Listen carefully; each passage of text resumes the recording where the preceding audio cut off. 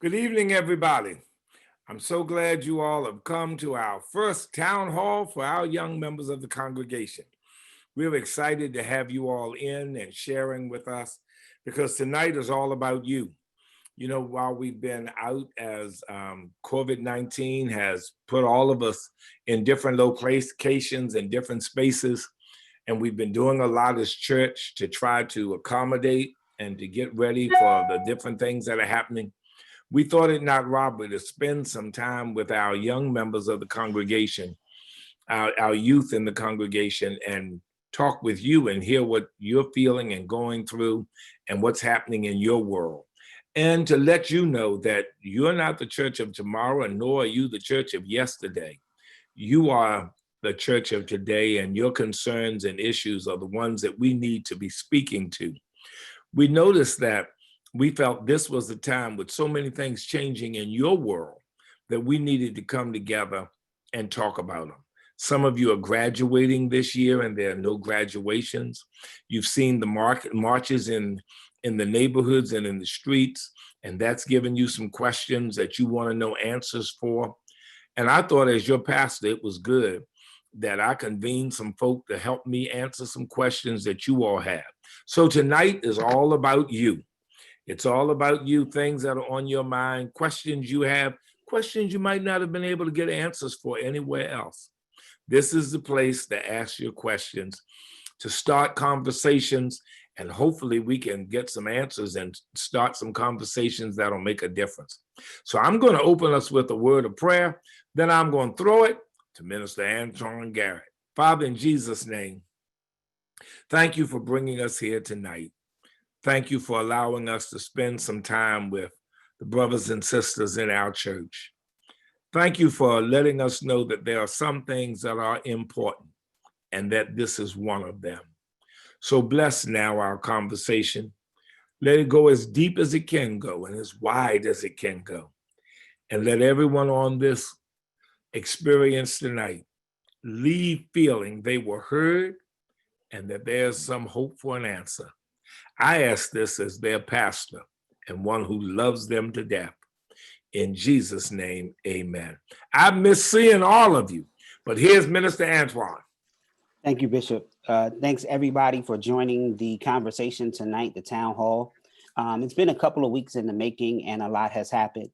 Before we jump into our town hall, and we thank everybody for joining on YouTube and in the Zoom session, we do have a distinguished group of panelists who will speak with you all tonight. First of all, we have Sister Courtney Jacobs, who is a school counselor and a member of our church.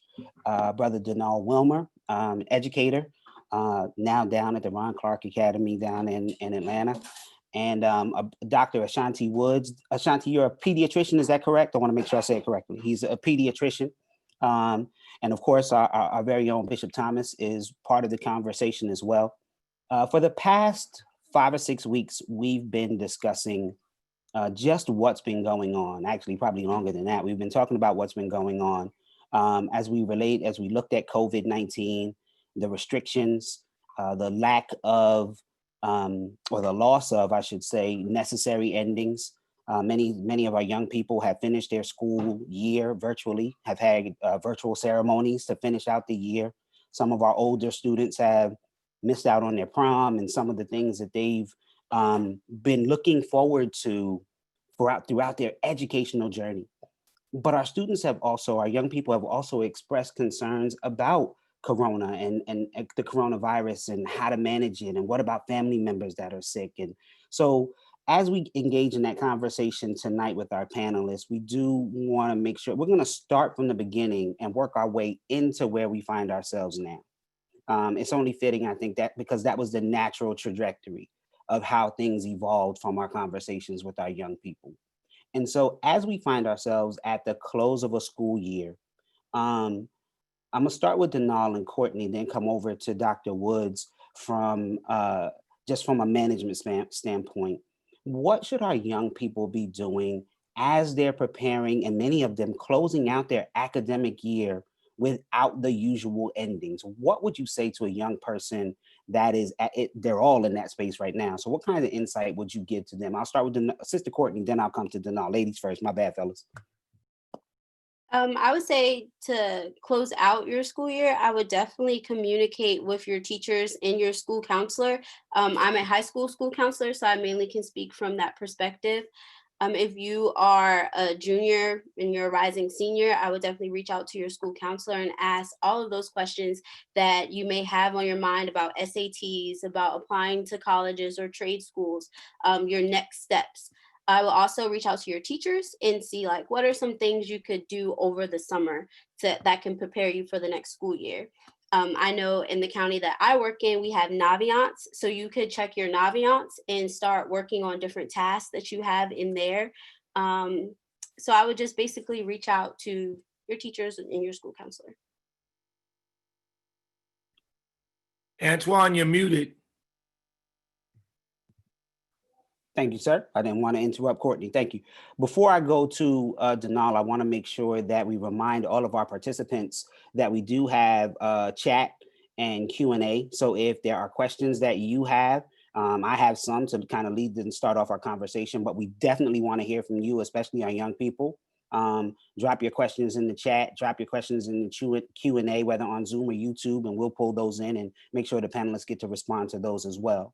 But as we go through that, Brother Denal, and I know I think Ron Clark has elementary, middle. Can you talk a little bit about what students can be doing to close out their school year? Yes, absolutely. I mean, at least from my perspective, I teach the younger kids, but a lot of people have this notion that young kids really don't have a voice, don't have power to be proactive and to take the necessary steps to make sure that they are ahead of the game. As an African-American community, I think it's more important than ever to make sure that we take charge and make sure that, we're doing what we need to do to close those gaps. Unfortunately, over the last couple of months, a lot of those gaps will be a lot wider than what we're used to. Typically over the summer, there's a learning gap, but now that we have more months with, you're not non-traditional education and some students really not participating or not doing as much as they would do during the school year, it's important for kids to understand their power within and be proactive.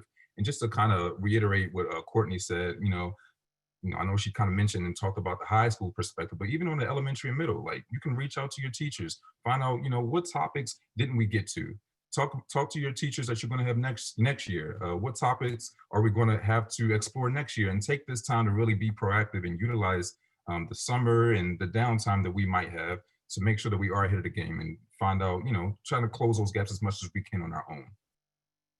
Got it. Thank you. Dr. Woods, I want to ask you your question a little bit differently, because with the ending of the school year, there's all this talk about what will it take to go back to school? What do you tell the students who are asking those questions, right? They're wondering about, man, this school year ended. Do I go back to school next year? Do I have to sit 6 feet apart? Like, what do I have to worry about in the midst of all of this stuff, thinking about school? So that's a wonderful perspective from the students. I again want to say thank you to the New Psalmist family, Bishop Thomas, for having us here to discuss these very important topics. But Antoine, or Reverend Antoine, Minister Antoine, to your question, what does it take? It takes a lot of meetings. So there's a lot of meetings going on behind the scene. First of all, going on in front of the camera, but then even behind the scenes, meetings going on to see what you're going to hear this word a lot: metrics. And to the young people watching, this is why math is important. Okay, this is why those charts and those graphs. This is where it comes into play. Certain illnesses, they follow a certain curve, and we refer to it often as a bell curve. And so it starts off low, and so that would be coronavirus back in February and March. It started off low, and then it kind of peaks, and so that's where we were in late April, early May, and now we hope we're on now the downside of this curve. All right, so it gives you a perfect bell shape. Well, those of you who are in geometry, you might have heard this word of something called bimodal. And a bimodal curve is something where you have two peaks, or to look like two mountains.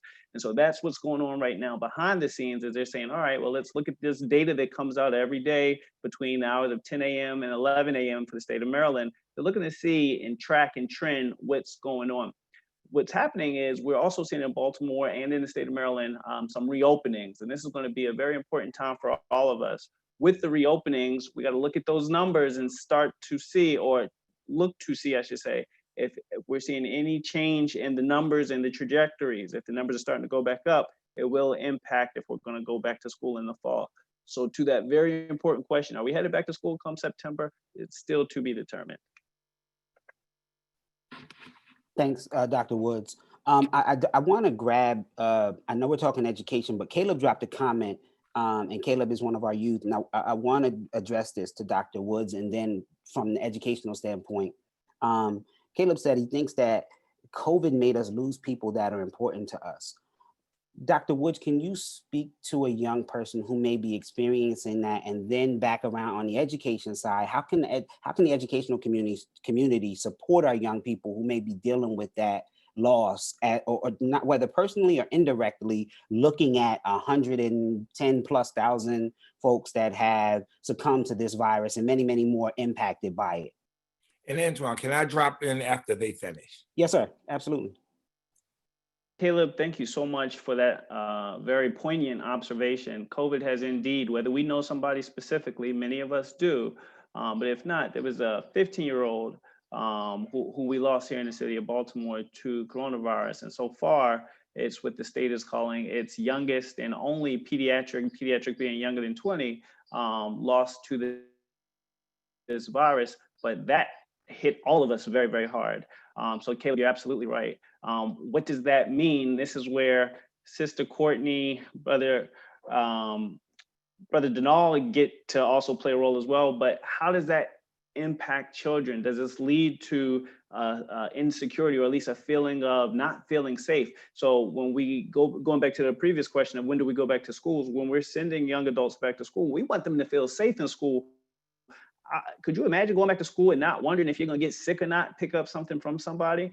So we have absolutely lost very important people to us, whether they're in our family, whether they're in our community. And because we're so connected now because of social media, we all know somebody who this has touched. So Caleb, you make a very, very important observation. And again, I think it is going to take a global approach, meaning multiple players, not only the physician, but probably more importantly, the educators and counselors who are going to have to tap in to see exactly how a child is feeling. The parents who are joining us tonight, I encourage you, you're going to hear this word from me a lot, have a dialogue with your children to see exactly how they're feeling, what they've heard. If you can try to dispel some of the myths, that's always good. And if you don't know whether it's something is a myth or not, that again is where this community that I'm speaking of, physician, school counselor, educator, bishop, minister, that putting all those pieces together to help provide that important information for your child. Thanks, Dr. Wood. Brother Denal, what can the school community do to support young people who are dealing with this, as we all are? Yeah, absolutely. I mean, see, we're in a situation where I think a lot of what we're dealing with is the new normal. So with that being said, I know even me from an educational standpoint, I had to actually go out of my way to figure out, okay, how do I now adjust?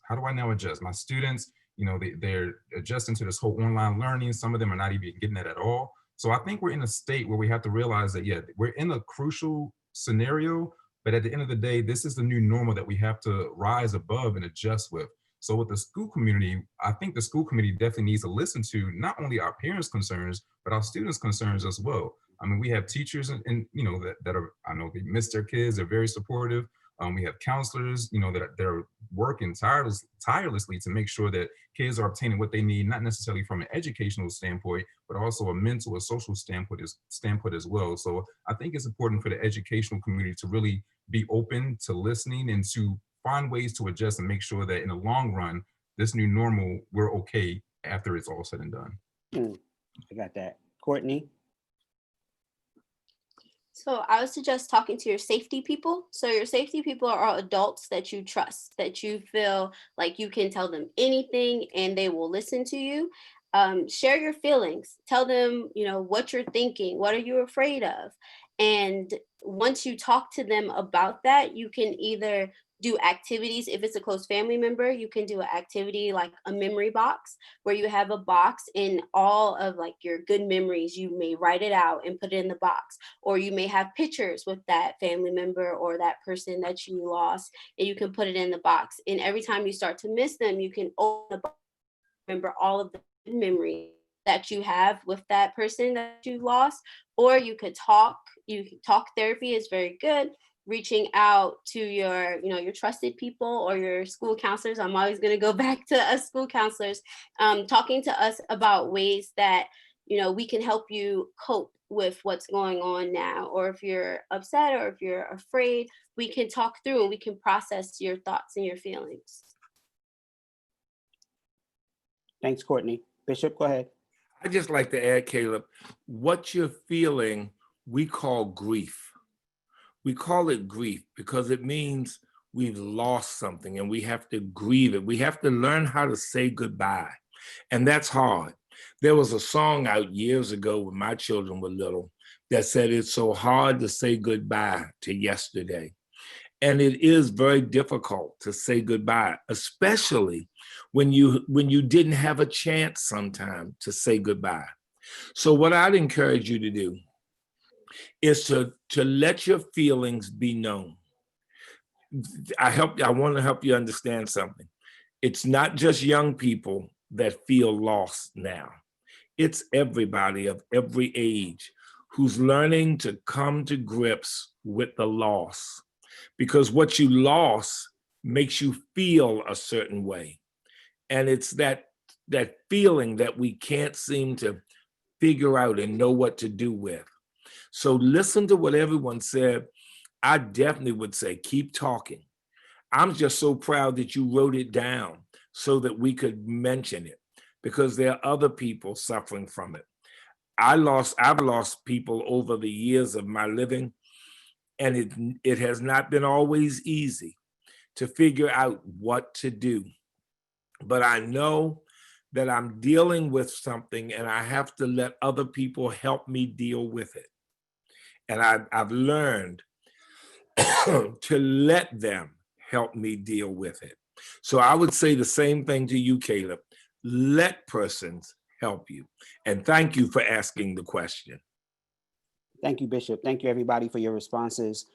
We did have a question that came in the Q&A that we talked about a little bit, but I want Dr. Woods, if you can you explain the difference between Kawasaki disease and COVID-19? Sure. So COVID-19 is caused by a virus, what we're calling a novel, or it just means new. It's weird though. Again, I'm gonna try to bring in school if I can with this. This is one of those SAT vocabulary SAT words. It's novel just means new. So it's a new virus that we found at the end of December, early January, and it started to make people sick. Many people had symptoms like a common cold, but some people got very sick. They got aggressively sick. And so early on, this was being considered like another flu. Only problem is with the flu, if somebody has the flu, they might infect one, maybe two other people. What made coronavirus different is that who had coronavirus 19, and someone who had coronavirus 19, is instead of affecting one or two people, they might be infecting 4 or 5 people. And we see how, back to math, it makes a diamond, or makes a pyramid, I should say, where one exponentially grows very, very quickly. So there were a lot of people getting sick, where the majority of them had minor to moderate symptoms. Some of them had severe symptoms, and the severest of those symptoms, unfortunately, was death.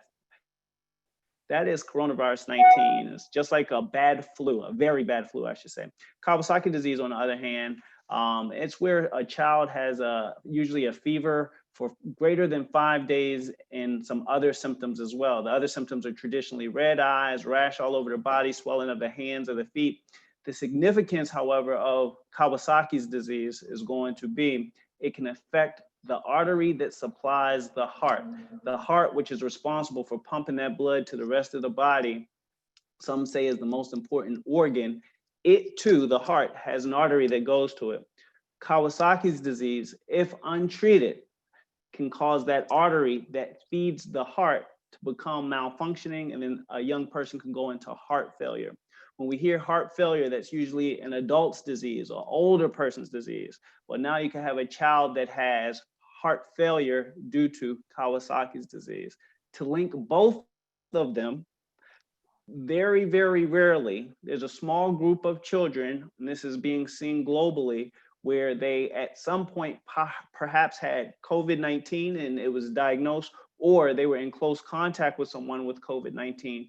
And about 4 to 6 weeks after their exposure, they ended up with a Kawasaki-like illness, fever, rash, and the works.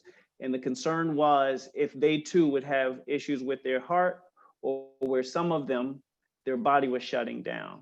So this is still ongoing. The research and treating of these patients is ongoing. Fortunately, it seems as if Maryland has not been hit hard by this, what some have called this rare or mysterious illness. It does not appear that Maryland has been hit hard with this illness yet. And while other areas, say New York or New Jersey, has had more children fall ill and not Maryland, again, we're still trying to gather that information. Wow, that thank you for that informative answer. I learned something in that in just your response that I wasn't really aware of in terms of the differences and the how they're connected. Keeping in line with health and safety, one of the questions that came in the Q&A as we're talking about school ending, what are considered safe summer activities, which is what some of the young people want to know. School is ending. We want to go to the pool. We want to go to the amusement park. We want to go to the beach. What's safe? What can they do? What can we enjoy as families? And everybody is open to chime in on that one. We'll start with Courtney and Townhall from an educational standpoint. Dr. Woods will come back around to you, but just what are we seeing, or and so far as what's the word on what's safe? Courtney, we'll start with you. Okay. From an educational background, I know that a lot of summer camps are going virtual. So there's virtual summer camps. I know that I'm also a cheerleading coach, and we're having a virtual cheerleading camp. So you could look into some of those programs. You might be able to find a STEM virtual camp as well. Okay, Townhall? Yes, I know, at least from my experience at my school that I teach at, of course, everything is virtual now. I know, Courtney, you did mention the virtual summer camps, but there's also virtual field trips that you can go on. I think that's also a safe thing to do. There's a lot of different websites that are actually offering free subscriptions, different websites and things that you can utilize to kind of give you an experience outside of your own home that's safe and kind of keeps you, distant from people and not to decrease that exposure.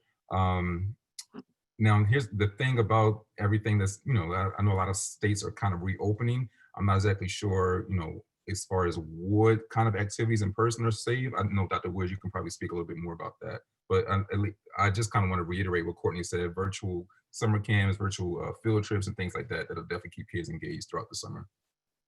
Got it. Thank you, Dr. Woods. So Brother Townhall touched on something very important, that other states are reopening. And so we're going to use that data to see, well, what happens when this region, opens up and, when their kids get together. I mean, it sounds kind of unfair, but, we have to use every little bit of information we get, we have to use it and then make a decision. Also with coronavirus, what we're seeing across the country is the way it impacts one area does not necessarily mean that that's the same way it will impact your area, for good or for bad. So the people, again, at the board table making decisions, these are the things that they are considering. One of the things with coronavirus that we have been implementing is social distancing. Why is that?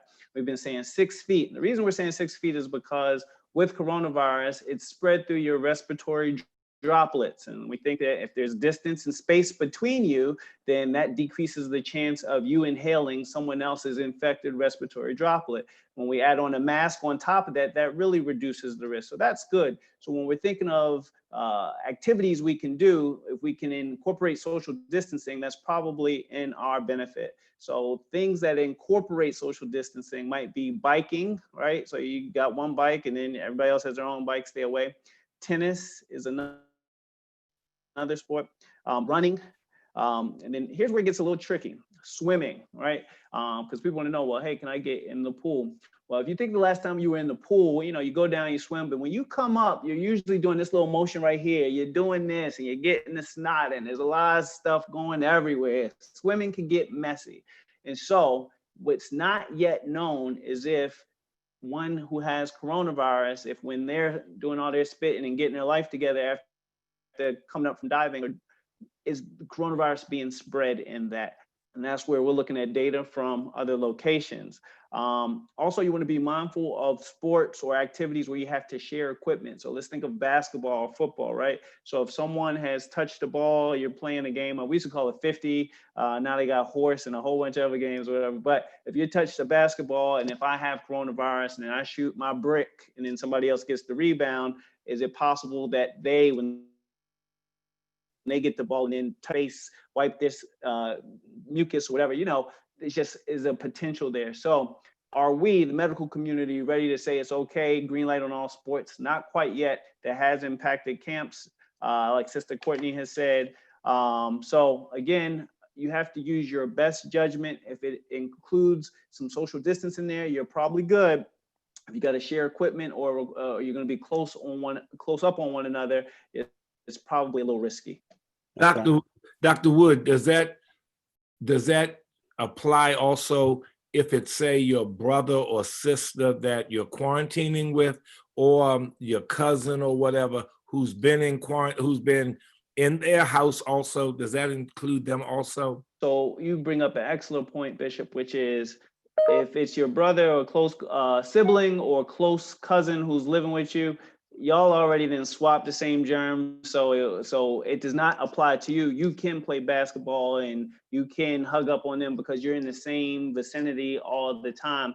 What I will say as it pertains to cousins is if you're in one house and your cousin lives somewhere else and then we get together, now now it's risky because I don't know who my cousin has been around. My cousin might run the streets and go into this place and that place. Meanwhile, my mom has me in check in my house. It is risky. But if it's same house or as situations where your cousin lives right next door, can y'all probably get together and be just fine? The answer is yes. Dr. Woods, one more question before I ask a question specifically to Bishop. And this one talks to all that we've heard over the last couple of months have kind of changed, and we've heard different things and different guidelines. There was a question that came in that is really relevant, and it was said that COVID will be gone in the summer due to the heat. Is that true, or how true is that? So we're still learning, so to be determined. And that probably would be when I take my medical hat off and I'm just a regular person, right? That's probably the frustrating thing that I would say is like, what guidelines exist? How come y'all don't know more about this? Ain't y'all supposed to be smart? Like, why is it taking so long for y'all to give us a clear-cut answer of if I could go outside or not go outside? Does ultraviolet rays kill coronavirus? And, so going back to that word we used earlier, novel, which means new, we don't know, unfortunately, and we are literally figuring this out as we go along. To another analogy, perhaps not a good one, but if you've ever watched one of these old space movies, Apollo 13 or something like that, when that space shuttle is going to the moon or to go blow up the asteroid, whatever the case is, they are learning as they go. They're taking the information that they have already, coupled with new data that's coming in real time, and then making decisions based off of it. That's what the medical community is doing right now. And I completely understand how frustrating that could be, because what do we like schedules, we like routines, we like to plan, and we want to know, hey, July 15th, can I go ahead and have that family barbecue? What's going to happen? Can I have my graduation party then? So it makes perfect sense. I wish we could give a 100% green light. I will go ahead and say, do I think so far from what we've seen, the warmer it gets, that we will continue to see fewer cases. I'm very optimistic, and we are very hopeful that's exactly what's going to happen. Great. I'm sure the young people listening are cautiously optimistic right along with you. We were talking about safe summer activities, and we can't talk about safe summer activities without asking the bishop.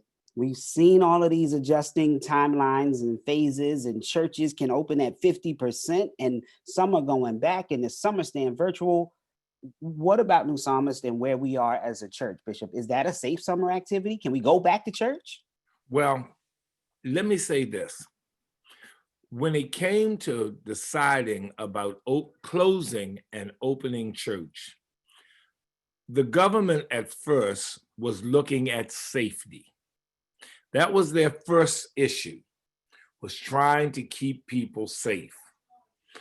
But then as the weeks went on, the conversation began to become, there's a part of the Constitution.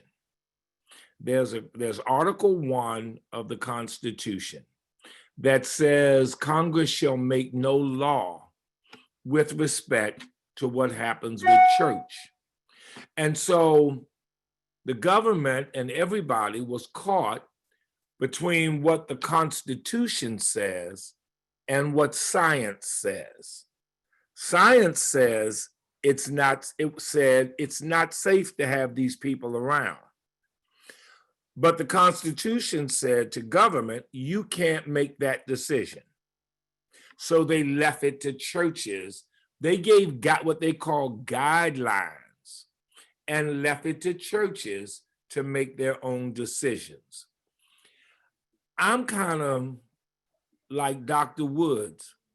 I want to make sure people stay as safe as possible because we do not have a cure for this, nor do we have a way of stopping people from getting it. You stop people from getting it with what's called a vaccine. You have medicine that becomes maybe a cure for it and keeps you well. And we don't have that yet. So the thing that makes me decide whether we open the church is what are the chances that somebody might get sick? A few months ago, it was very high. It was very high. Remember, Dr. Wood talked about that bell curve? And when it was real high, the chances of bringing a lot of people around together in a confined space meant that probably a lot of people were going to get sick. And if a lot of people got sick, some of them were going to die. And so I didn't want to take that chance. So now you hear, well, stores are opening, this is opening, that's opening. Yes, they are opening. But the question that I have to ask is, we will all be inside of a building and we'll be close together. And I can't control who comes in the building. So how much of a risk will somebody have of coming in the building with the virus? So until that risk gets lower than what it is right now, I'm not willing to let us come into the building. We might be outside doing some things in smaller groups, but I'm not willing to bring a lot of people inside where they stand a chance of catching the virus. So that's my answer there, Antoine. Does that kind of get at what you were asking?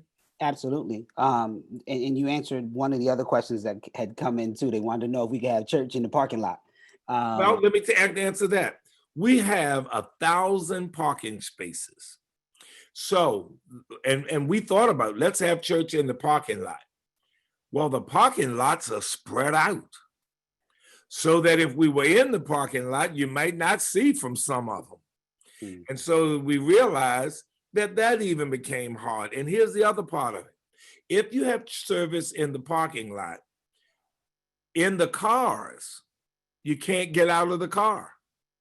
You have to have special arrangements to get out the car to go to the bathroom.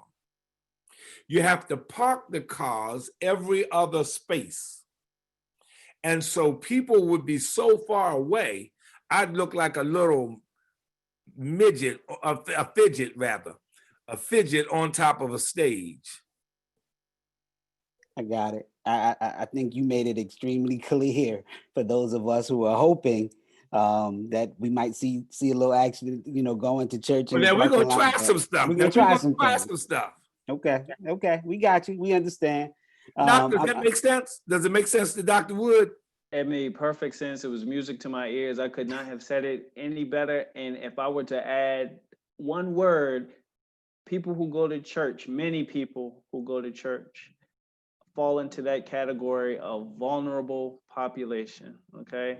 So as grandma, as granddad, that's anybody who's had a chronic medical condition. So when we throw in there asthma, these are our Diabetes. high risk diabetes. These are obesity. Obesity is now. So these are our high risk groups. And so you hit the nail on the head. Small confined area indoors, as you mentioned. All it takes is a handful of people with coronavirus, then for that to again spread so quickly. And if we could come up with creative solutions as you have, it seems like that is the safer option, those creative solutions. Thank you. I appreciate you adding to that. One quick question that did come in, Dr. Woods. As things start to open in different phases and all of those things, many parents have questions. Is it safe to now schedule appointments for your children, like for physicals and annual shots and things that they need to have? Are those safe now? So we seem to think so, but we are doing, again, a risk assessment ourselves. The pediatricians, I encourage the parents to check with their pediatrician's office to see what they're doing. Our office, for example, we're only seeing children who are age 4 and younger, and it was actually the age 2 years old and younger. That, of course, represents an age where kids are getting a lot of vaccines. So we wanted to keep them on schedule with their vaccine. So we started off with age 2 and below. We bumped it up to age 4 and below, so that at 4 years of age, kids are actually getting their quote unquote school shots. Going older, we actually cut down on vaccines a lot. And the next ages where you get vaccines are 11 years old. Some people refer to them as the 7th grade shots. So shots you got to have by 7th grade. And then you get some shots at 16 years old. Some people refer to those as the college shots.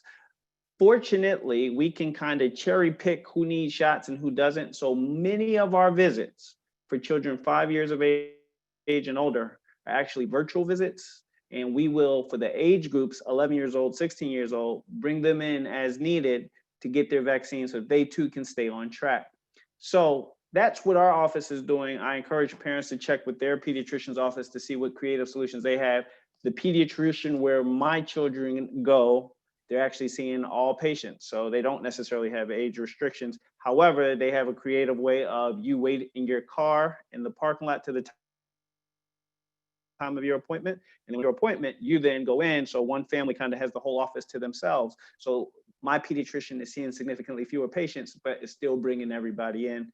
And again, I imagine many doctors throughout the city and state have their own creative solutions. I do anticipate as numbers of the virus go down, many offices will kind of get back to business as usual, but using some safety precautions such as social distancing and wearing your mask. Antoine, can I Yes, sir. ask, since you know the makeup of our youth department and all, as you're looking through the chat and all, do you have an idea, a rough idea of what the median age is? Are we in teen, high school, middle school? Well, our youth group is middle school and high school. 11 to 17 is and we see the overwhelming majority of our group falls between 12 and 15, 16. We have a couple on the low end and a few on the high end, but middle and is 12 to 16 roughly. Then let me add this piece to Doc's answer. I went to the doctor today. I had a doctor's visit today. I wrote up, because some of you, when you go to the doctor's office, it's going to be different. It is not going to be as you remembered it. Now, remember, I'm older than you, and it was different for me. I wrote up to the doctor's office. I had to call the office from the car. I had to make a phone call to the doctor from the car. And they asked me certain questions in the car. Do you have a fever? Do you have coughs? Do you have a runny nose? Do you feel bad? Did you fall down a flight of steps this morning? You know, all those kind of good questions they ask. And when I answered no to them, they said, okay, you can come in. So I go in, get on the elevator, ride up to the floor. I go to the doctor's office. The door is locked. The receptionist, who has a mask on, and I had a mask on, got up, came around, opened the door, and took my temperature before I came into the office. And told me, use the hand. My wife always corrects me, y'all. I say sanitizer, but it's hand sanitizer. She told me to use the sanitizer. So I had to sanitize, and then she told me I could have a seat. I sat down in the waiting room. I sat in one chair. The next 3 chairs were taped, so you couldn't sit in them. Then there was another chair. Then the sofa beside it was taped, so no one could sit in it. Then going around the bend, there was a chair open, and the next chairs to it were taped. So then I got up, she called for me to come up, and she told me I had to take off my mask. And they gave me a mask to put on, I think because they wanted uniformity in the place. So I had to put on their mask and then go see the doctor in the back. So it's different. And when you go through it, don't get nervous and scared, like what's going on, what's happening. It's just different. It's everything else is going to be the same when you talk to the doctor, all that's going to be the same, but it is just different in how you do. And you will feel nervous because you won't see hardly anybody else in there. And you will feel a little anxious, but it's okay. You'll be all right with it. Wow, that I haven't had the privilege of doing that just yet, Bishop. I broke my glasses and I had a cough, an allergy cough. And so I called the doctor's office and said, hey, I need to come get some new frames. And they were like, oh, okay, no problem. She asked me those famous questions. And when she got to the cough part, I said, well, yeah, actually, I do have a cough. Wasn't even thinking about it. She said, oh, well, we'll see you in about 2 weeks after the cough is gone. Yeah. So I'm out here struggling. The eye doctor I went to today. Yeah, I understand. I know all about that pre-screen. I know we've talked a lot about the implications of COVID and what has happened with the coronavirus, but let's shift a little bit. What are some of the benefits that you all think, and everybody can answer, and I'll start with Courtney. What are some of the benefits that have come from sheltering in place, even for young people? What do you see as some of the positives that have come out of this? Some of the positives from talking to my students, a lot of them have found new hobbies, finding creative ways to connect with their friends and family. Some shared that they were having game nights as a family through Zoom, movie nights through Zoom as well. One of my students, they found a new hobby of hiking, running as well, working out, arts and crafts. One student even said they did a paint night on Zoom as well. So I think it's more so about getting creative and finding new passions and things that you enjoy. Good stuff. Denal, what about you? What are some of the positives you've seen come out of this? Well, your question kind of makes me think of, I know everyone has heard you don't miss what you have until it's gone. So I know a lot of my students, they tend to have more of an appreciation for the simplest things, whether it be just, meeting up with their friends, missing certain people, different activities that they used to have. A lot of my students, I realize that they have joy and appreciation in the simplest things because they've been deprived of it. So I think that's one thing that even myself and a lot of adults have kind of appreciated, having that sense of, missing things and having appreciation, newfound respect for things that you haven't had for a while. Can I jump in there a little bit, Antoine, too? Go right ahead. One thing I have to say, one thing I've enjoyed is helping people discover the value of connecting. Yeah. And, I've enjoyed connecting with persons who I know, but I don't get to connect with like I want, and helping them through this understand how good it is to establish new relationships and to take advantage of the relationships you have. But I think one of the greatest things that we've gotten out of this, and guys, all of you who are on this, I think this is real important. God is giving the planet a chance to heal. He's giving the planet a chance to heal. Cars are not driving as much. So there's not as much pollution. There's not as much movement on the streets. Now, that's given animals in Africa, the lions were walking down the street and laying down in the middle of the road. In some neighborhoods, foxes and animals are just acting like these are our streets now. But we're giving the planet a little time to heal itself, to not be steadily bombarded with all the things we do as a people to hurt it. The planet is our home. It is where we have been placed to live. And as much as you see folk fussing about opening up everything, the planet is reveling in an opportunity to heal some. Mhm, mhm. Good stuff. Good stuff. We definitely have, at least for us, I know we benefited from some additional family time. We were making TikTok videos and, just trying to really embrace the moment and make the most out of what we had because we didn't have a schedule, right? We didn't have to run here, to run there, to run everywhere. So we tried to embrace that downtime. And we know that downtime isn't always good for everyone because for some folks, and some of our kids particularly, one of the things they expressed is they miss seeing their friends. They miss being able to, Zoom is fantastic, right? And we are using that medium now. But for the person who who's the extrovert, who draws their energy off of connecting with somebody, Dr. Woods, what do you say to that young person who's really had a hard time with that? Because that question actually came into us from one of our young people. So the recognition that what we're going through is unprecedented. Well, let me take that back. No, this has happened before, but it's temporary. And we could actually learn from when this has happened before. So if we go back to Spanish flu of 1918, that was a good time. One of the things I've gotten from being sequestered, so to speak, is I read a little bit more than I used to. I used to read just all medical stuff, but nothing for pleasure. Well, I had a chance to read about some science stuff that I wanted to learn about, specifically Spanish flu.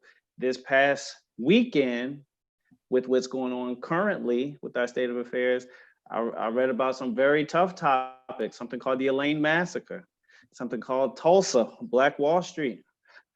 All right, I read about Rosewood, some things I had heard. I'm older, so I'm a 1980s baby, and some things I had heard, but I was just, he said older. Oh, I'm old. I just turned 40. Look, I just turned 40. And so to the young person that says, hey, this has hit me kind of hard. I'm used to, I want to wear my clothes, show my drip. I'm used to, being out in these streets. It is temporary. You will have an opportunity to do that. I promise. This is not permanent. We are hiding right now from this virus. I know it's not in our fabric to hide. We're strong, we go and we defeat. But right now, the way we've learned from before, the way that you move with this thing is you hide, you bolster up, you stock, you get your rations, and then once this thing passes, you come out stronger from it. So again, use this time wisely is what I say to the young person. Declutter, read. One of the benefits we've also seen is people are getting less sick. So hospitals, they're actually down on money, which is a good thing, actually, in my opinion, because people are less sick. Why? Because they're not exposed to as many people as they would be before. And then collectively, we're spending less money, which is a good thing when money is tight as it is for many families. And I imagine as things open up, we will have access, hopefully many of us, to some money to go and, get those things that Brother Janal talked about, have an opportunity to get back to those things. Awesome. Thank you. Dr. Woods actually opened the door for our transition. And he said that he was doing some reading on some other topics as a result of the things that we've experienced over the last couple of weeks. And so part of this conversation, when we initially started, obviously our thought was to discuss the impacts of COVID-19 and how that's impacting the young people. But on Memorial Day in Minneapolis, Minnesota, an atrocity took place, one that was videotaped and broadcast to the world. The senseless killing of George Floyd under incredible circumstances that many people have now seen many, many times. And we've seen a sustained period of protests, and corporations are making statements, and we've seen all of these unprecedented things happen. All 50 states in this country have had protests. 21 countries globally have had protests dealing with police brutality, systemic racism, raising the banner of Black Lives Matter. And so as we look at all that is out there, I need us to change the conversation to that, because just as COVID has weighed heavy on our young people, this now weighs heavy on them. Many of them have taken this in via means of social media. And many of them saw this before they ever had a chance to talk about it with an adult. And so we have a group of young people that have been traumatized. And many of them saw this for the first time in their lifetime in this way. Some maybe not, because it seems like every couple of months we have this, right? We had Ahmaud Arbery, Breonna Taylor, George Floyd. But for whatever reason, George Floyd seems like the straw that broke the camel's back for the world. And so here we are, and we are dealing with this. And Bishop, I'm going to actually start with you, because you raised the term with me when we had a conversation about this, about an awakening. Can you talk a little bit about that, and then we'll transition to the others to join the conversation? Well, guys, most of you have heard about fraternities and sororities. So Kappas, the Alphas, the Qs, the Sigmas, Deltas, AKAs, and the like. And they have to go through a process to become a member of those fraternities and sororities. You've watched certain movies where you've seen persons have to go through what are called rites of passage to be able to progress on to something else. Well, in America, racism is a rite of passage for African American people. There comes a moment in every African American's life when he or she, or has come a moment in every African American's life, when they are confronted with racism. And they either pass, in other words, go through it and are forever changed, or they do not pass and think something is forever wrong with Black people. And so this is an awakening for another generation. My awakening, I was born in 1950, 4 years before Brown versus the Board of Education at Topeka, Kansas, that allowed folk to go to whatever school they wanted to. I was a student in college when Martin Luther King was shot on the balcony of the Lorraine Hotel. That was an awakening for me. That was my awakening, but it wasn't my father's awakening. My father had been awakened years earlier. He was born in 1918. And when he had to go to the war, World War II, and come back home and still be mistreated, that was his rite of passage to know something got to change. When Martin King was shot, that was my wake up. Something got to change. I talked to somebody this morning who woke up when they saw Rodney King being beat in the street. That was me. Yeah. That's Antoine. That's not my awakening, because I've awakened before. That's his awakening. He's going through his rite of passage. Let me show you what I mean by that. Denal, when did you go through your rite of passage and realize racism is real? I think I went through my rite of passage. Actually, it was when I moved. I moved from one area of Baltimore to another. I went from a predominantly Black community to a predominantly white community. And I noticed a complete difference in not only how I was treated, but also like the privilege that people that, my colleagues that I went to school with had. So I just noticed that shift. And I noticed that in some ways I was being mistreated. So that was kind of my awakening during that time. That was when you had your rite of passage and you had to figure out, what am I going to do? Yes, that's and correct. How am I going to deal with this? And how am I going to get through with this?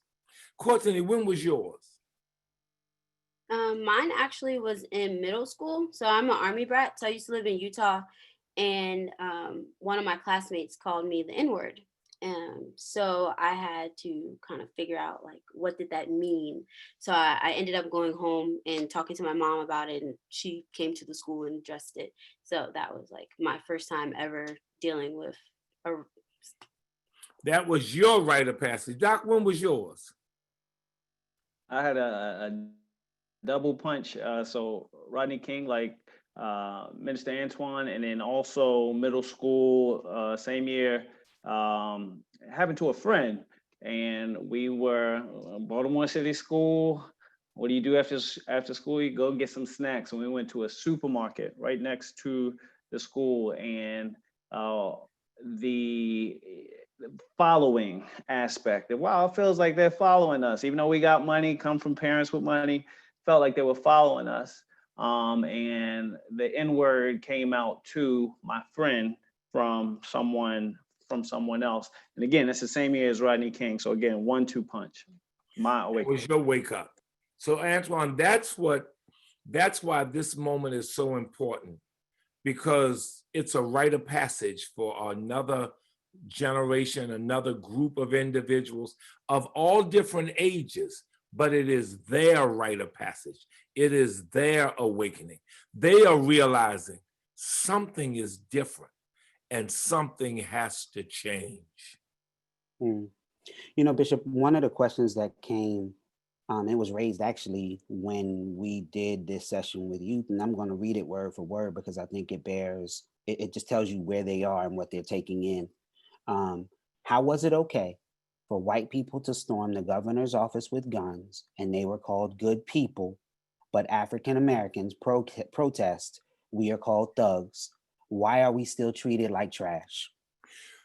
Because this is W.E.B. Du Bois, a great thinker of the 20th century, said in so many words that racism is for want of a better phrase, is the sin of the 20th century.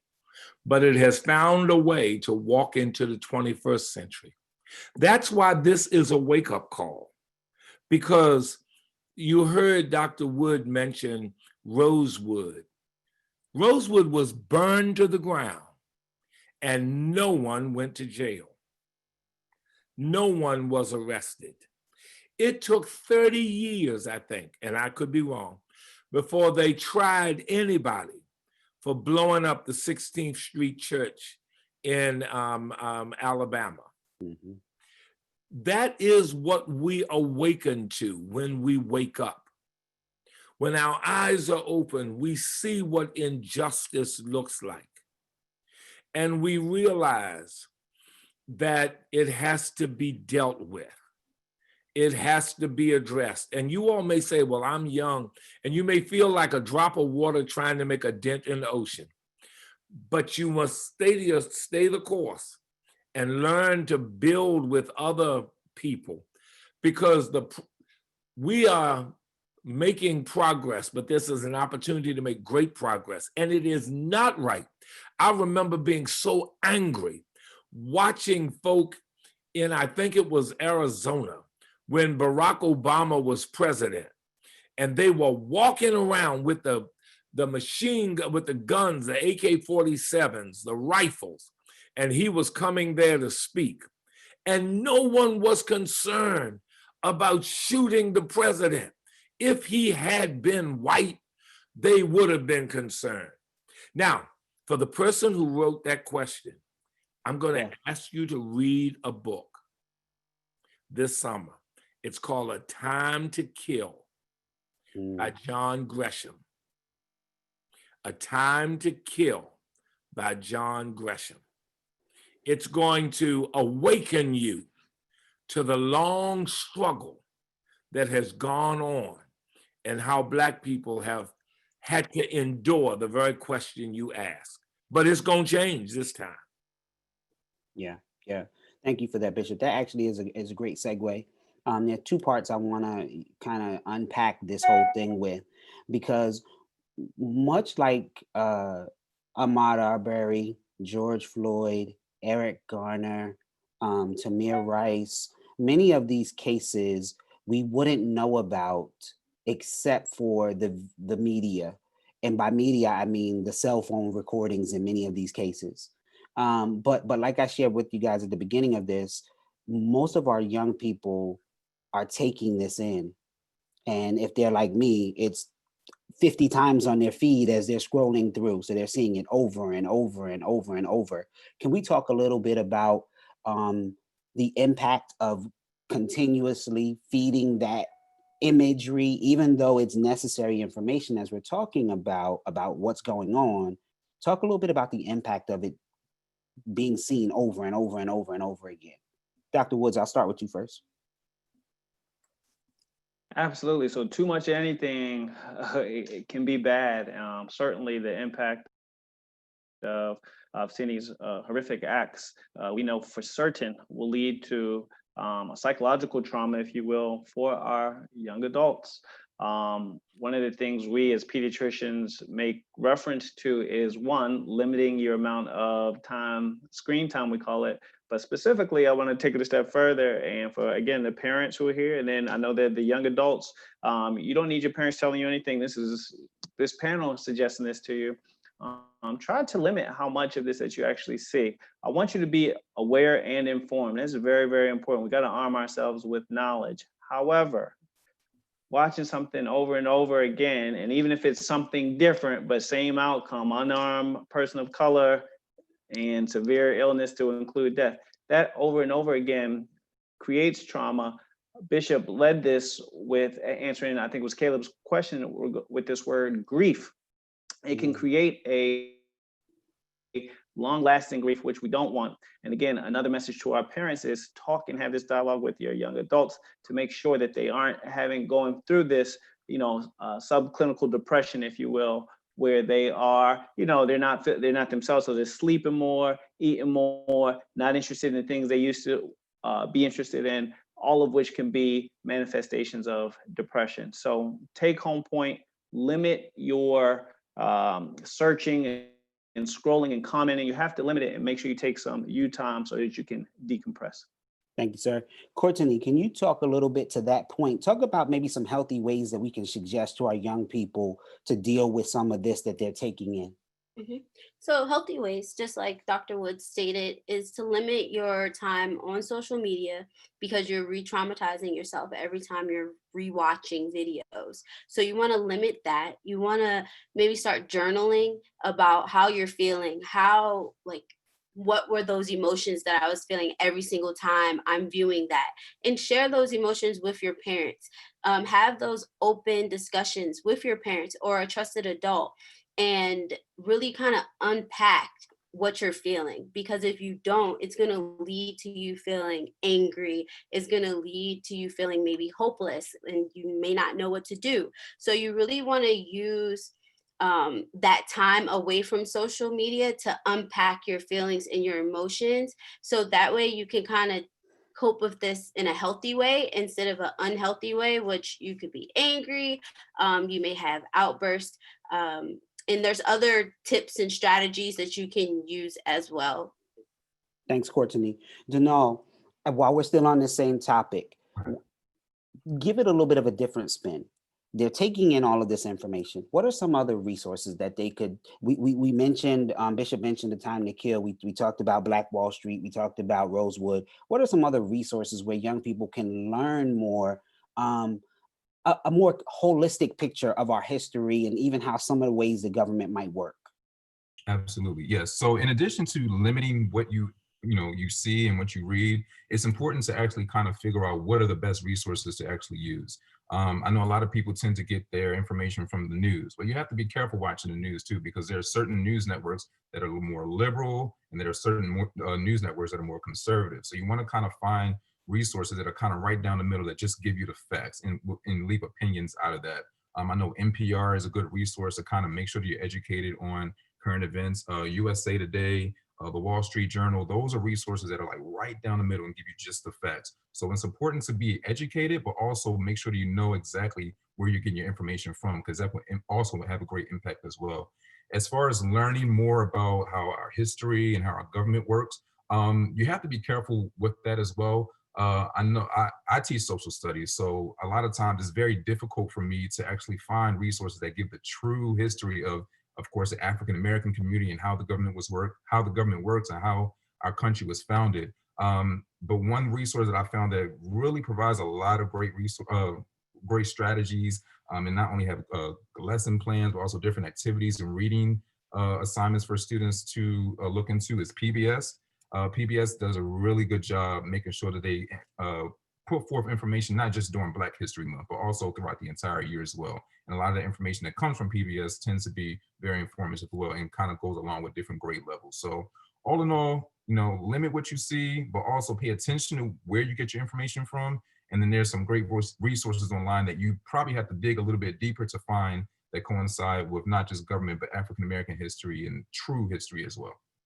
Good. Bishop, question for you. It's along these same lines, though. Our young people have expressed frustration, sadness, anger. How can they make their mark, right? Because they're impressionable, and we tell them that they are the future and they are, the now generation. How do they make their mark without being angry? How can they not let the anger about all of this stop them from making an impact? Well, let me just start with that latter thing. The Bible says, be angry, but sin not. Anger is a human emotion. It will be a part of you. The issue is never to get rid of who you are and what you have. The issue is to learn how to live with it, manage it, and make it work on your behalf. It is out of the anger that we learn how to properly move. As long as we keep it under control, as opposed to it controlling us. Anger is one of those emotions that defines us wanting to strike back. Now, we can strike back with words, we can strike back with rocks.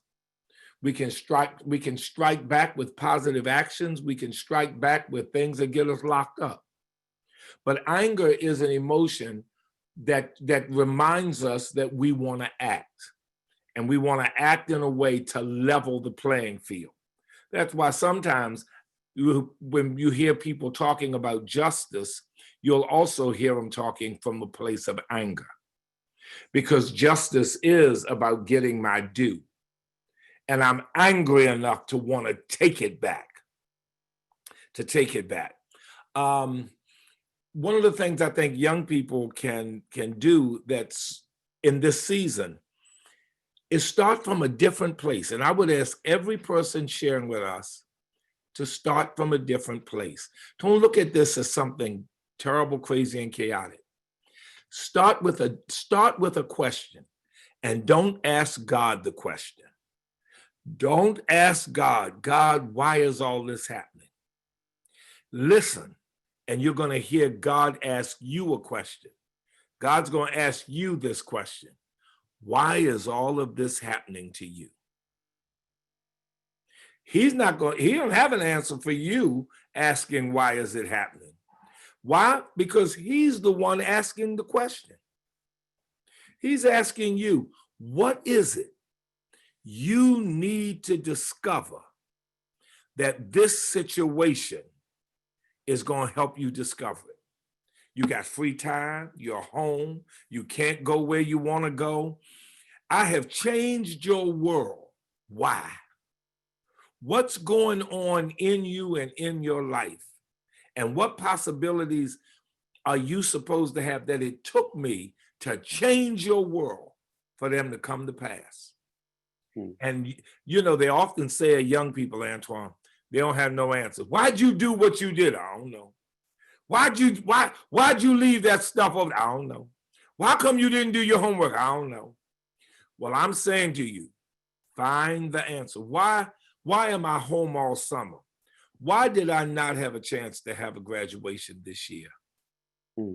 What is the lesson I am supposed to learn? Why am I in this house 24/7 and can't go out?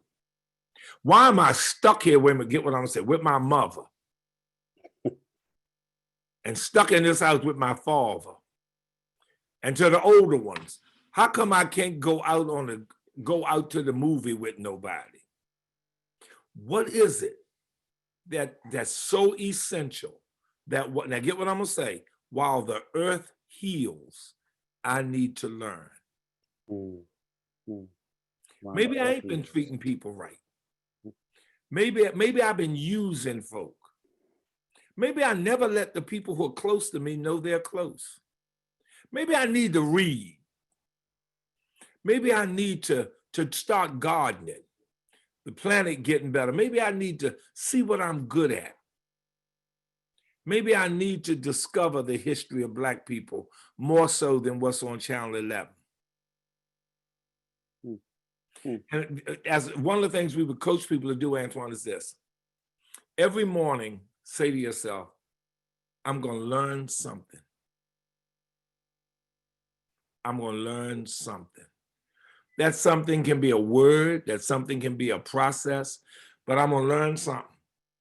I told all of the folk who come to New Psalms, I say this line to them. If you come out of this, the same person that went into it, it need to happen to you again because you ain't passed the class. You need summer school. Something ought to be so different about you when you come out. Maybe you're the kind of person who's all over the page. Maybe you need to learn how to get on one page. Maybe you're the person who doesn't talk. Maybe you need to try talking.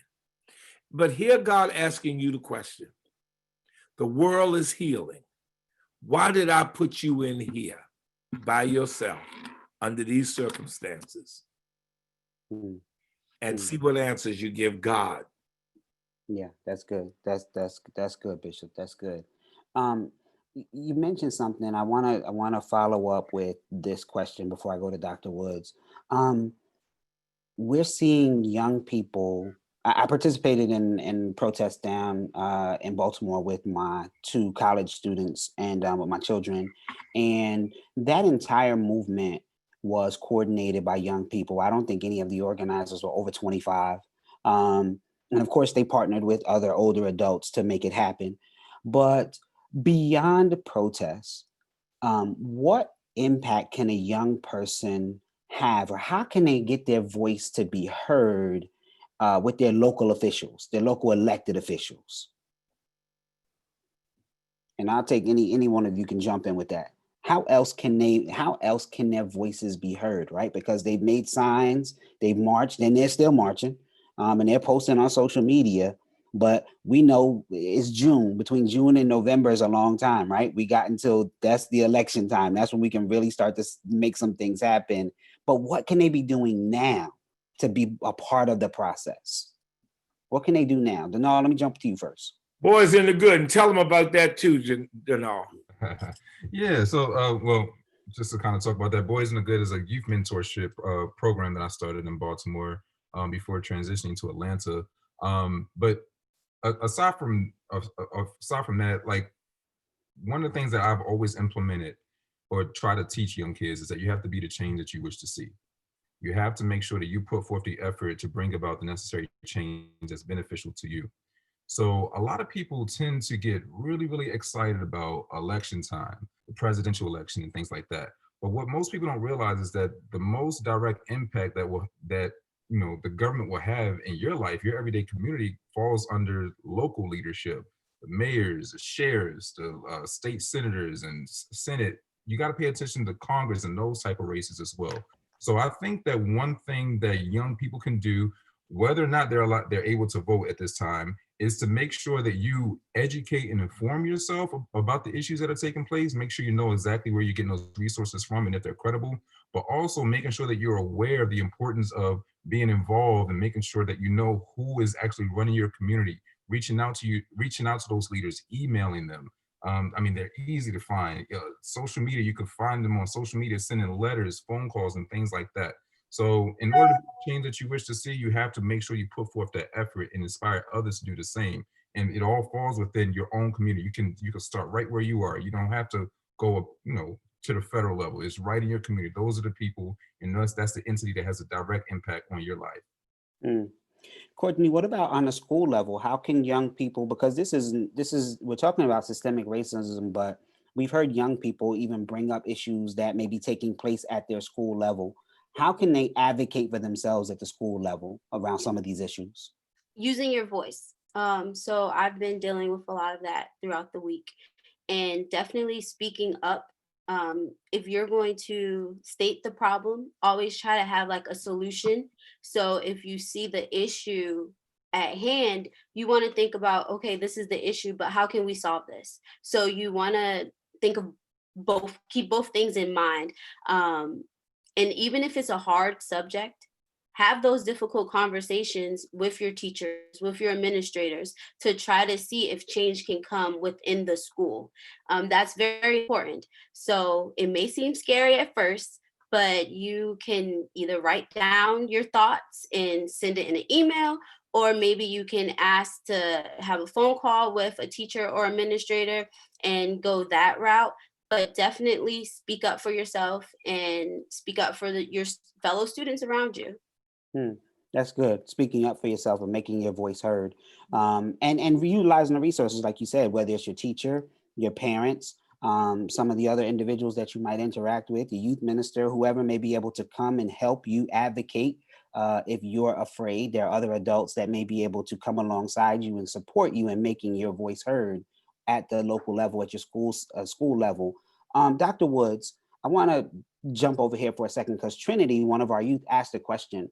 We've been talking about the awakenings. We've been talking about all the things that are going on, and there's lots of protests, right, worldwide.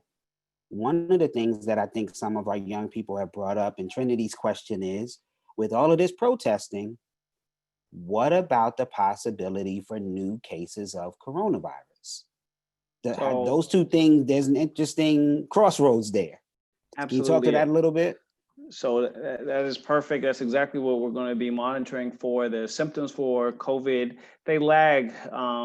When this first started, some of you guys may remember we were saying, 2 to 14 days might be when if you have been, the time from when you get infected to the time that your symptoms start, but we say manifest, there's a little lag time in there. In other words, if I'm out partying with my friends to the Monday, living my best life at happy hour, I might not start to feel symptoms, that is, until Saturday. So about 4 or 5 days.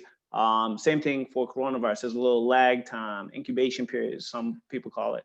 Long story short, that's exactly what we're looking at. So we're going back to when the first protests started, and we're going to look to see if there's an uptick in cases that would be demonstrate that perhaps this closeness that people have had with the uprising, that it is leading to perhaps more cases. We hope it does not, but that's something we're following very carefully. To take it a step further, how can we prevent such things from happening? Preparation is going to be so important. So since we said social distancing is going to be our first weapon, if you will, first measure of prevention, from what I've seen on television, there is no social distancing necessarily. When you're in the thick of it, you're what some people call butt to gut, excuse the expression, but you're right up on somebody. If you could be on the outskirts, I think that's even better. But if you're going to be up in there, then we're going to say, all right, what do I need if I'm going to be up in there? Something to consider. So first, we're going to start with a mask. But because you are going to be talking and yelling, that mask that you have is going to get moist in the middle, and then once the mask is soiled, it doesn't work as well. It's not protecting you as good. So what's the point? You want to consider probably taking 2 or 3 masks if you can. I personally, if I were going to be in the thick of it, I probably would wear 2 masks if possible. I know these masks are hard to come by, but if you could wear 2 masks, that probably is going to help you out. 2, you probably want to have some eye shield as well. Not only are we concerned about respiratory droplets from one person coming to you and you inhaling them through your mouth or your nose, but your eyes, you can actually get quote unquote spit bubbles in your eyes and become infected that way. So having some sunglasses at a minimum, but even some laboratory goggles they strap around probably will be even better. You also want to ask yourself, even though this is a peaceful protest, we've seen around the country where law enforcement has come down with a heavy hand. So they're using these flash bangs and tear gas. We don't want that tear gas to irritate our eyes. That's another reason some laboratory goggles with the strap around might be even better. And then lastly, you want to take some water. You're going to get dehydrated with all this speaking, I was talking, and you want to have to rely on somebody else's water bottle where they're holding it over your mouth and you're getting a squig of somebody else's water. You want to take your own water bottle. So again, preparation hopefully leads to safe, peaceful protests and minimizes our chances of coming down with coronavirus. And so excellent question. Thank you, thank you, thank you. While we were talking about that, and we have been talking about using our voice, a question actually came in from one of our viewers, and this question I'll direct to Bishop. And the question was about how can the church help young people find their voice, and what resources may be available to help young people in the midst of this process? Okay, I think that's a couple step question. Denal mentioned it, be the change that you want to see. And I think all of our young people know about influencers. You know, if you're on Instagram or whatever, you know, Beyonce's an influencer. Kim Kardashian is an influencer. Sean King is an influencer. In other words, when people read what they write, it influences them. You are an influencer, and you can be an influencer. And let me tell you who you can have where you have your greatest influence. Because some of you don't think you have influence, but you have influence. And your greatest influence is on your thoughts, your feelings, and your behavior. That's where you have the greatest influence. Not with your mom and your daddy, not with your cousin, not with your best friends. Your greatest influence is with your thoughts, your feelings, and your behavior. When you start influencing them and causing them to move in a certain direction, the Bible says this: a man's gift will make room for him and bring him before great people. Jesus was 12 years old and was in the temple and confounding the scholars, and they had to deal with him because of his thoughts, his feelings, and his behavior. Every so often you'll see on television some young person who is changing the world because they are influencing their thoughts, their feelings, and their behavior. And by making that influence, people have to deal with the person that they are, regardless of their age. I remember we had the bazaar at church, and Raquel was probably 12, but she sold me a mess of soap. Why? Because Raquel was trying to change the world. She's 12 years old. She's influencing her thoughts, her feelings, and her behavior. And she's determined she's going to raise this money to do this cause that she's making the pastor of New Psalmist Church pay attention to her. She's making so-and-so coming down now pay attention to her. Don't ever think that you are naturally ignored. You influence your thoughts, your feelings, and your behavior. And watch the world have to stop and take note of you at any age that you are. Now, how does the church help? By reminding, number one, your mom and daddy to work on your thoughts, your feelings, and your behavior. By helping you work on your thoughts, your feelings, and your behavior. And by helping you see the change you are making in you. And providing programs and whatever to foster those changes.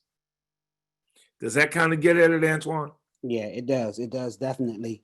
I know that we are, I'm not sure exactly where we are on time. I know we've covered a lot of topics, and we've touched on a lot that the young people have spoken to us about during our sessions. One of the things that I want to go back to something Denal said and ask you all to respond to it. Denal mentioned credible sources, right? He didn't use those words exactly, but we talked about where to get information from. Bishop, you even mentioned a book that young people could read.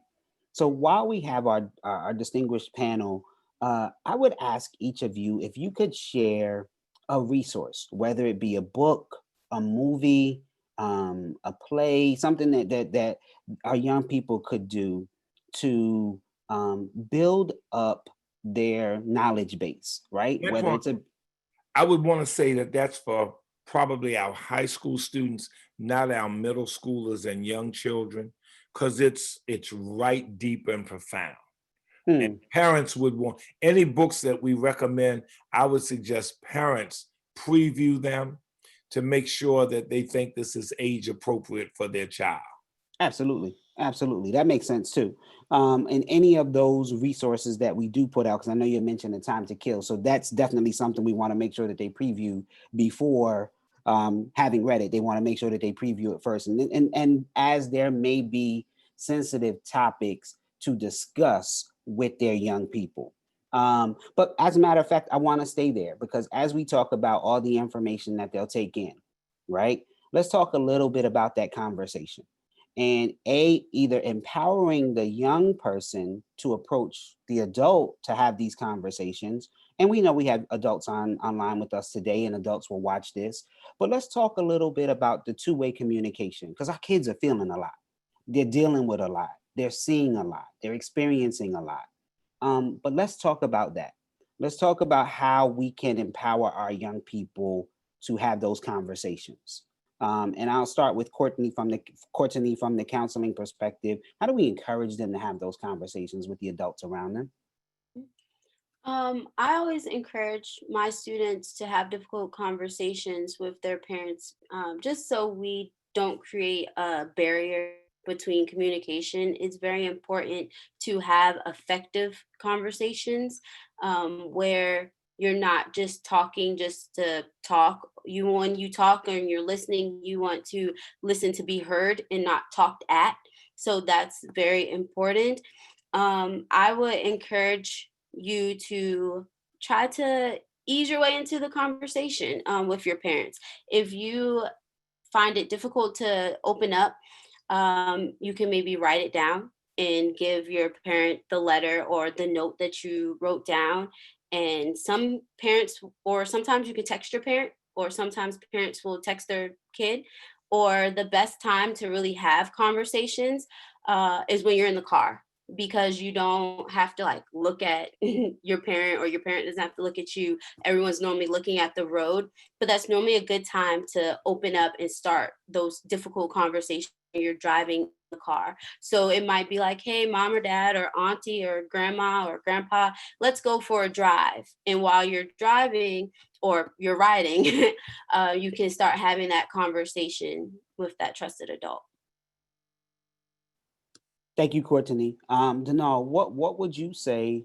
Because as an educator, young people come into the space that you're in and they're carrying a lot, right? So how do you encourage them, those that you've come in contact with, especially in your mentoring program, how do you encourage them to deal with that all that they're carrying?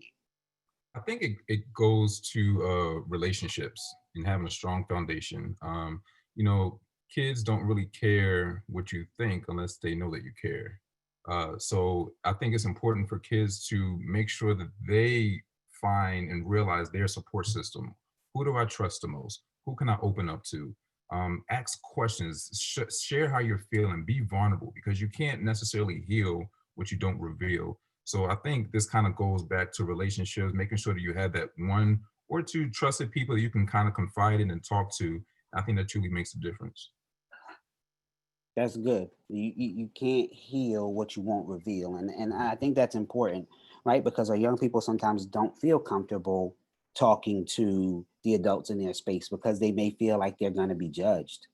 And sometimes they feel like the adult is just going to shut them down. But Bishop, one time we were having this discussion and you were talking to the youth at church. And you raised a point that I've never forgotten. You said sometimes the parents act the way they do because they are afraid. They're afraid that their child is going to be hurt. They're afraid that their child is going to be taken advantage of. Can you talk a little bit about that and trying to help young people understand why sometimes their parents may not be open to certain things? Parents seldom took a course before the baby was born on anything but how to bring the baby into the world. They didn't take a course on all of the twists and turns of growing them up. In fact, they don't even give books out anymore. When our children were little and babies were born, you got a book. I mean, it wasn't the greatest book, but you got a book and you could go get some answers. So many parents don't have answers. They did not, some parents raised themselves.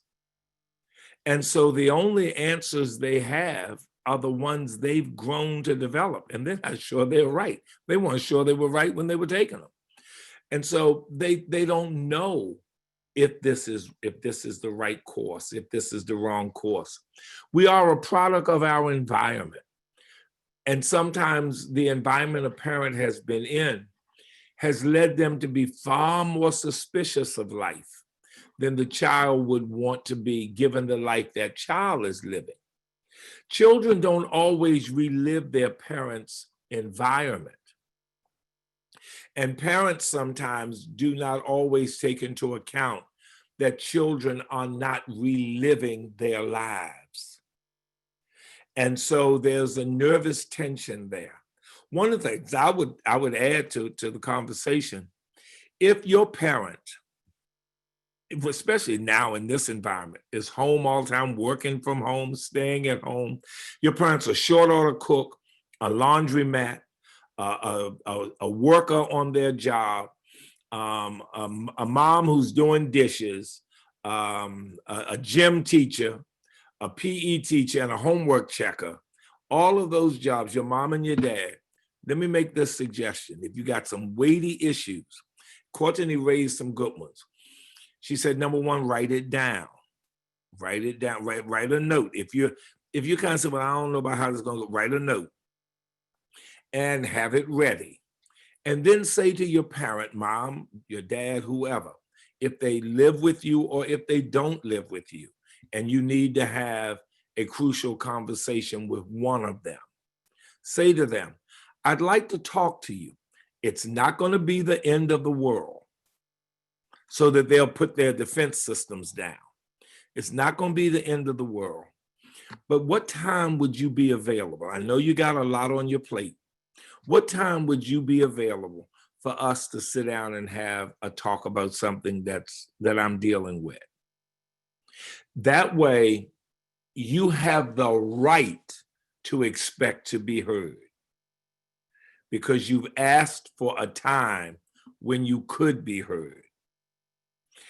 You're at the same time letting your adult, and the key word, don't leave out this word that Denal and Courtney have mentioned, the trusted person you are talking with. If you don't trust the person, if they can't influence their thoughts, their feelings, and their behavior, then that you have to be very mindful how you proceed.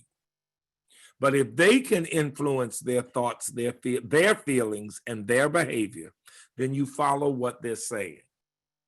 You follow that course, and you say, I'd like to meet, can you give me a time when we can sit down and talk? Because I want to go over some things that I'm really not sure how I'm feeling about them, and I really need some help.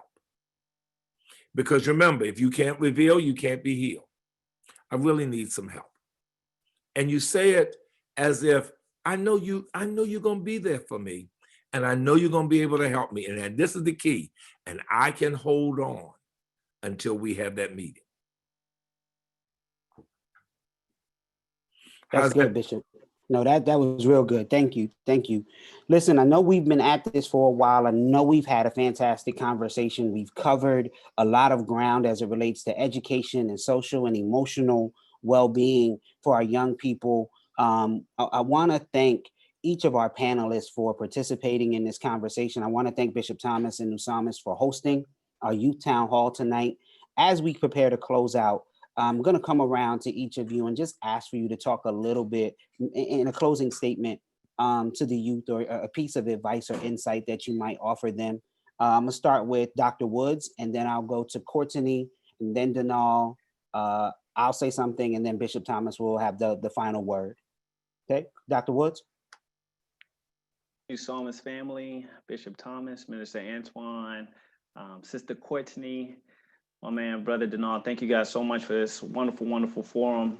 Message to the young people, stay hungry, be intentional, aim to be the best person that you can be, and use this time to make an impact, whether it's with the passing of Brother George Floyd, or even going beyond that, being the best middle school, high school student that you can be. Because being prepared, should we have another pandemic in 10 years, 20 years, 30 years, hopefully we will not. But these years right now, between 10 and 25 years old, what you learn now, it's very possible it will shape the course of your life. So taking right now seriously is going to be so important, so important. Surround yourself with friends who are like-minded. Some people say, hey, Dr. Woods, it looks like you're doing well. That's all because of God. It's because of the village. But equally important to me, the friends that I had while at Roland Park Middle School, while at Poly, while at Howard University, I promise you, my closest of friends are doing equally well. And it's not just talking about money, but it's just talking about the space that they're in, the families. They are happy people. So what's the point? Be intentional, set a purpose, make a plan, respect your parents, stay connected to God. And again, thank you so much for having me have a chance to speak to you all tonight. Courtney? So in my closing statement, thank you to everyone on the panel that was with me. Use your voice. And within using your voice, always remember that you cannot pour from an empty cup. So that means making sure that you are practicing self-care. And what I mean by self-care is using mindfulness exercises, tension exercises.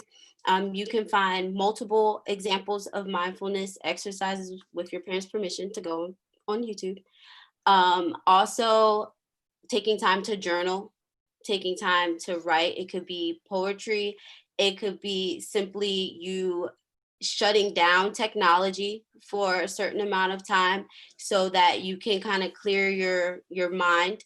Also, not being on the game as long and making sure that you're keeping up with your sleep patterns, because sleep is very important.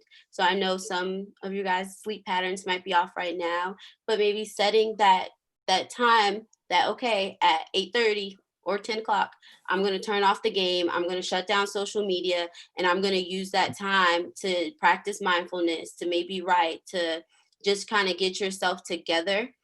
So that way you can fill your cup back up, because that is very important. And my favorite quote is, you don't have to be great to start. You have to start to be great. So don't let your fears of not maybe having the best communication skills or being scared to speak up for yourself or others or advocating for yourself, don't let that stand in your way. When there's a will, there's a way. So keep pushing through. Thank you, Courtney. Denal? Yes. So I want to start off by just kind of I want to thank everyone, for the opportunity. Bishop, thank you. Brother Antoine, Brother Dr. Woods, Courtney, it's been an honor. It's been a pleasure to support my church family. Love you guys. I miss it there in Baltimore. However, I did want to just kind of leave just a couple of resources before I actually give my closing remarks, if that's okay, Brother Antoine. As far as, I believe that knowledge is power. The more educated you are, the more that you have a shot at advancing your circumstances and coming out of your circumstances even better. So with that being said, I think it's important for us to utilize this time, not necessarily just to make sure that we're doing what we need to do academically, but also to educate ourselves on what's happening in the world, but also our history and why we are where we are today and what is it going to take to move forward. There's a couple of books that I want to recommend. There's one book that's called Between the World and Me. It's by Ta-Nehisi Coates. It's a very good book that kind of talks about the struggle of African Americans and also hope moving forward. That's more so in the middle and high school level. There's another author by the name of Nick Stone who kind of talks about the struggles of African Americans and just Americans in general from a kid's perspective in a fictional and creative way. So those are that's an author to kind of look into. She wrote a book called Dear Martin. She also just came out with a book that's called Clean Getaway that really talks about our history and, you know, why we are where we are today, and, you know, just kind of giving hope and resources to move forward. So with that being said, I just kind of want to tell our kids, just simply be kind to yourself. Be kind to yourself. We are in unprecedented times. You know, we kind of had to transition to this whole new way of life. We've been quarantined. I know a lot of our students, a lot of kids have to go through virtual learning. A lot of things that are happening are new. And when things are new, there comes a lot of pressure. People tend to be hard on themselves. So I just challenge everyone, every kid, everyone listening. At the end of the day, you have to, like Courtney, you said, you know, you're big on mental health. I'm big on mental health too. But in order to take care of the world, you also have to take care of yourself. So I just want to tell everyone, be kind to yourself, and we will get through this. Thank you, Denal. I think for me, I would offer up to the young people who spearheaded this, really, I would say thank you. I would say thank you because you used your voice. I would say thank you because you weren't shy in letting us know what was on your mind, what was in your heart. And I would say thank you to the panelists for agreeing to be a part of this conversation, to pour back into our kids, to make sure not only did our kids have a voice, but that they were heard. And sometimes I know that that's what prevents them or gives them a sense of fear about speaking up, is that people won't hear them. And so my thought is just thank you. Thank you to the young people who spoke up and to the caring adults who made a safe space for us to talk about these pressing issues tonight. Thank you, Bishop. Well, let me say this, and I want to give my thanks to each and every one of the young people that's sharing with us today. Remember, you are a child of God. God created you, and you are fearfully and wonderfully made. He has put you in a cocoon like a butterfly, like a caterpillar. These months, you have been hidden away so that something marvelous in you could be developed. Now, did you know what it was? Do you know what it is? Maybe not, but you can take some time now to discover it. You can find some answers, and God will give them to you, because he has a great future plan for each and every one of you. And this is his gift to you. He's giving you time. A lot of times we want money and clothes and other stuff, but God is giving you time, taking you away from your textbooks, taking you away from sporting events. This is the first time your mom and daddy have not had to race all over town to get you to a basketball game or something else, because God is taking time for you to develop something about you that's going to be wonderful in the years to come. I believe that. I feel that. And I'm grateful to God that he's giving this opportunity to you, that you might be able to become that person. And I want to thank everybody on the panel who's helped you see that you are that person. What I'm going to ask you to do, I don't have another book for you to read, but what I'm going to ask you to do is this. This is going to stay on YouTube. You couldn't get it all while we talked about it tonight. So pop back in, maybe a couple times this week and watch a chunk. Listen to somebody, hear somebody's answers on something. Tell some of your friends, that don't have anything to do this. I'm saying, listen, go on. I was on this. Be sure and tell them that. Listen to this. This will make you look smart to your family, to your mom and dad, and to all your friends. So get them to watch it. Get them to watch it. And last but not least, when you're calling your friends in this season, don't just talk on the phone, video them. Stay in visual contact with people. You want to see some of your friends? Ask your mom and your dad, can you all do social distancing? I went to see my brother. My brother, don't tell him I said this, but my brother probably shouldn't be out more than me. So my wife and I rode over to his house, called him on the phone, told him we were outside, he and his wife. They came out and stood at their top of their steps, and we sat in the car and we visited for about an hour. If you want to do something, get some tablecloths that your mom and daddy aren't using and mark off 6 feet on them. Tell some of your friends to come over and drop the table, or one of your friends to come over, or two, and drop the tablecloths in the yard. And y'all have a visit that way, socially distancing, with masks on, and say, we making it work. There are so many ways, so much creativity to discover. So be creative. Antoine, I guess we close in prayer. Amen. Yes, we will. And let me thank, Doc, you said you went to Poly.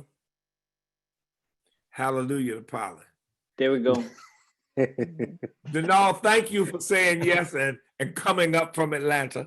Oh, absolutely. Anytime. And Courtney, as always, great words.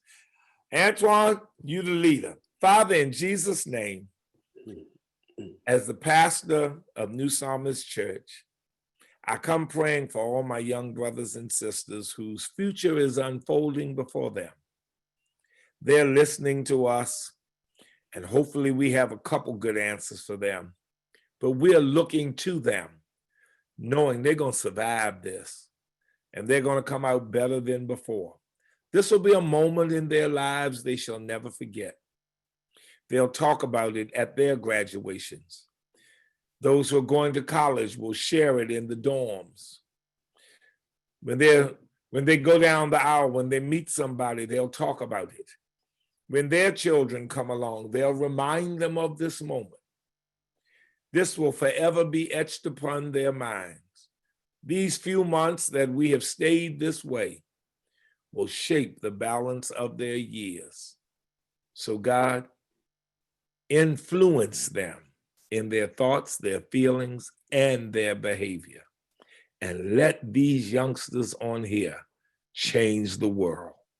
I pray this for them as they go through their rite of passage and become who they are to become in this segment of our community. In Jesus' name, your church says thank you and amen. Amen.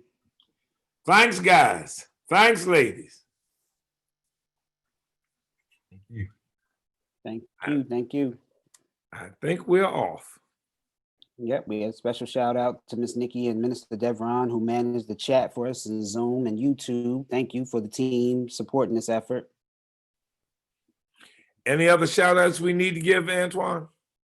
Miss Angela helped us coordinate, Reverend Joshua in the back, making sure that everything flowed smoothly. We appreciate everybody's support in making this happen tonight. And I like the shout out, Dr. Fulton. Dr. Fulton, who invited me. Yeah. Thank you. And we There we salute go. our leader, the one and only Minister Antoine Garrett. Excellent job. Excellent job. Proficient at this. Bless All y'all. right, night, everybody. Good night. Thank you. Good Take night, care, family. everybody. Good night.